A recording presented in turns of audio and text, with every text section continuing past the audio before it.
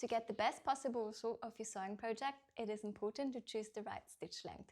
In my tutorials, I always say this length, that length, but I never really explain why which one.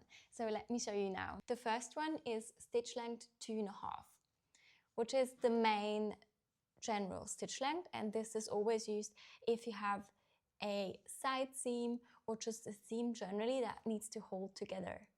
This you can't see. It is just in between here and not visible from the outside. The second one is stitch length 3.5, 4, depending on what sewing machine you have.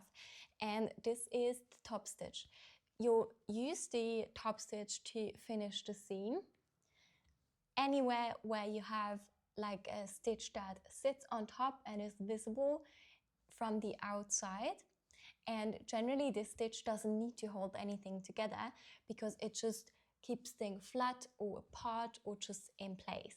Here we also have a top stitch, but this stitch is a top stitch for the facing, which just holds down the seam allowance on the side of the facing so that the neckline sits nice and well in place.